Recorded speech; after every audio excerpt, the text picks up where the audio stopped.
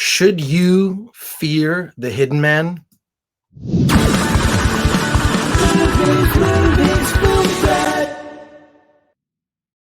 Welcome to the Film Threat Podcast. I am Chris Gore, and it is my pleasure to introduce you to indie films that you need to know about, up-and-coming indie filmmakers.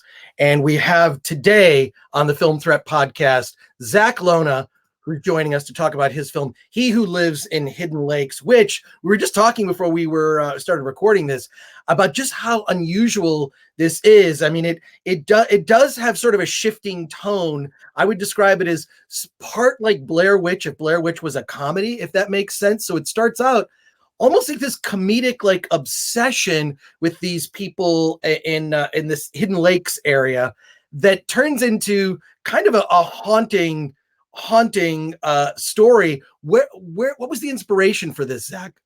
Yeah, thanks for having me on, Chris. Yeah, it's a super strange movie, and I directed it, so I know. It's completely, a fair assessment.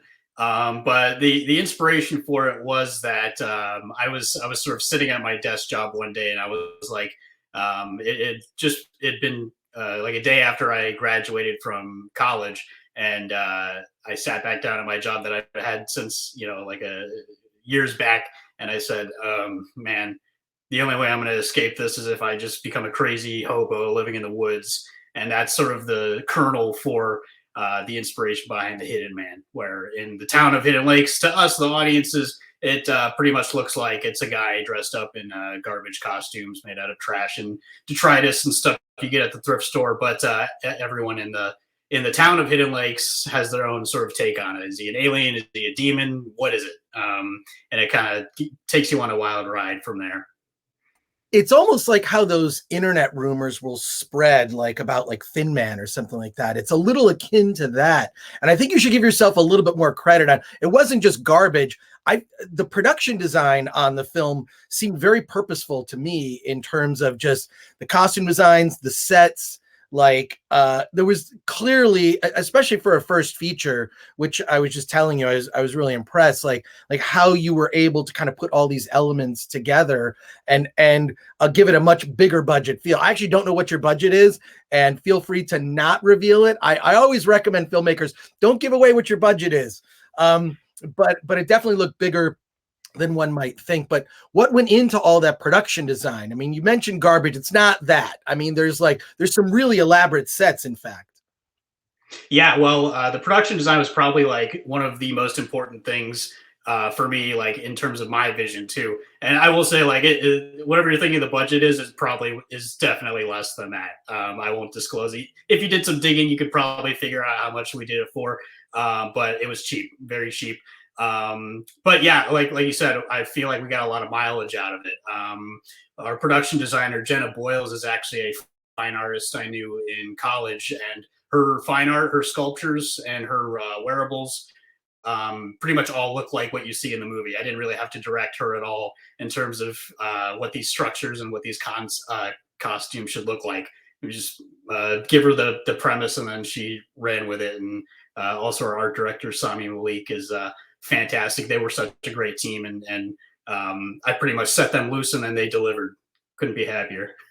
Well, it starts off to me, I felt like, okay, this is a mockumentary comedy, right? We're meeting all these people that have all these crazy theories about Hidden Man, right? But there's a couple places where I don't know if it just sort of felt like either I got sort of a Blair Witch vibe or even like some David Lynch kind of weirdness. How did you mix those tones? How did you go from like, because I really feel like you set up an expectation that like this is going to be a more of a comedy, right? And then parts of it take a turn. So what did you do to balance that out? Yeah, so it was a very natural process that arose from how I was conceiving like the writing of it. So we didn't have a script for the film at all. All the dialogue was improvised, but there was a very intentional structure around that sort of movement from a comedy type film to more of a like a darker tone, and to get into sort of the artistic motivations behind that choice. You have this sort of meme of the hidden man, and all of these characters are obsessed with it.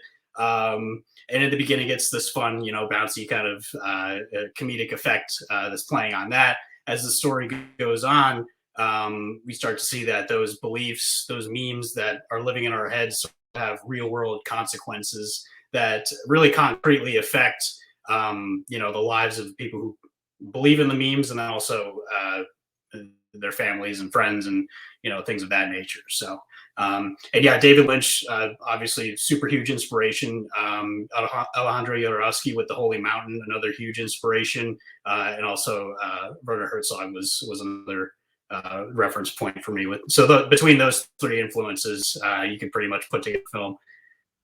Well, then I guess correctly, because I did get that vibe, like in a good way. And you pointed out memes. This is another thing that I think is like really important, because I do think memes are such a big part of our world now, as much as, like, I mean, here you're in Chicago, I'm in Pasadena, California, our lives are increasingly digital, right? So memes actually do matter. They can move, people's opinions. They can like influence the political landscape. It's really fascinating to me, like how memes have become such an important part, like of like how we communicate, or even this sort of repurposing of memes, right? Like, and how people use that. I thought that was a really smart part of the film. What is so you took it on the festival circuit. What was it like? I mean, the festival circuit is kind of a mixed bag now, because a lot of virtual festivals, some in-person festivals are starting to come back. It's sort of a mix of in-person and virtual. But what was your festival tour like? Oh, did you get about the festival tour? Did you hear me on that? You're cutting out a little bit, Oh, I'm cutting out. but I Oh, gathered. What was it like taking it to festivals? yeah. What was it like? Yeah, so we actually pretty much only hit one festival. We got accepted in a couple more, but like you said, they weren't IRL, so kind of limited upside there. But we were fortunate enough to play world premiere at Midwest Weird Fest here in the Midwest in Wisconsin, put up by a great director, festival director, Dr. Dean Bertram. And we actually won. We took home the best experimental film for that, and it was in person too. So, me being in Chicago, and my younger brother Lucas was one of the lead roles in the film. We, were able to drive up there and be in person, and we were very fortunate to be a part of like such a. I mean, it's called Midwest Weird Fest. It's pretty much our film right at home in there. So that was a fantastic experience. Very fortunate that we got one in there that was sort of really unaffected by the COVID situation. That's good to hear. I first of all, I feel like I know every film festival, and I've never heard of Midwest Weird, but it sounds like one that's actually kind of tailor made for your movie, because it does have that kind of weirdness, comedy, uncomfortable levels of comedy, and then this sort of like this dark tone underneath that reveals itself mostly towards the end of the film. How can people see He Who Lives in Hidden Lakes? Yeah, so He Who Lives in Hidden Lakes is completely publicly available right now. You can watch it on Amazon Prime Video. You can watch it on Tubi, and you can watch it on Vimeo on demand. Also, there might be a couple more platforms in the mix there that we're not quite yet aware of. Cool. And do you have a website for the film? Yeah, it's that's the name of the movie. The website is whoisthehiddenman.com. And there we have links to all of our socials and some fun stuff we're doing in the crypto space as well, as far as like distribution and things like that. And I want to ask you, it seems like, correct me if I'm wrong, it seems like it's sort of set up to be some franchise more to the story. Am I wrong?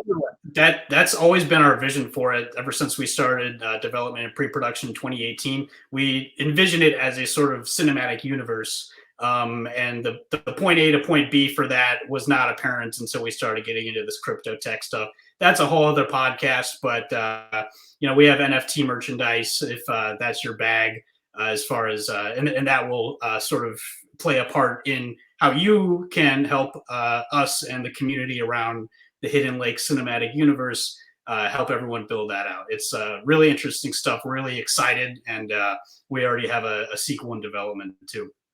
Awesome. So if you are watching this podcast on YouTube, check the link in the description to the website, whoisthehiddenman.com. I'll make sure to add the link. Zach Lona, thank you for being on the Film Threat podcast. It was a pleasure to chat with you. Yeah, likewise, Chris. Thanks for having me on.